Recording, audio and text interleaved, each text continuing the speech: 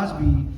जो इस दौर का सिविलाइजेशन है, इसमें भी बेसिक क्लैश इन्हीं दो नज़रियात के बीच में है, और हमें इस बात का लिहाज रखना चाहिए कि इन दोनों नज़रियात में कौन सा नज़रिया कुरानी है या जनाब इब्राहिम की सीरत वाला है. تمدنی که بر قرآن استوار بشه به وحدت و اتحاد بنی آدم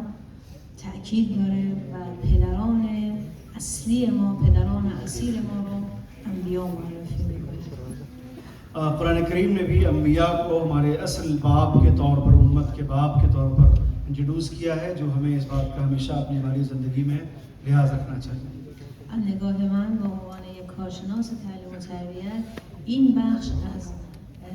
تربیت در جهان امروز، در آموزشگاه‌های امروز، در ارتباطات جمعی و فرهنگ‌ها نادیده گرفته شده و اون اطاعت از پدری است که او ما رو به تسلیم شدن در راه خداوند دعوت می‌کند. मुझे लगता है कि आज दुनिया के तमाम एजुकेशनल इंस्टीट्यूशंस में और तमाम तालीमी निज़ाम में कहीं ना कहीं इस अप्रोच की कमी है कि जिसमें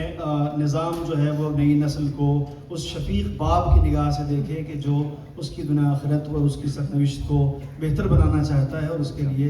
आला अखलाकी अक़दार को मुअय्यन करना चाहता है. अगर इसका लिहाज रखा जाए तो दुनिया में जो अभी अखलाकी बहरान है उस पर काफ़ी हद तक काबू पाया जा सकता है. مجدداً از اساتید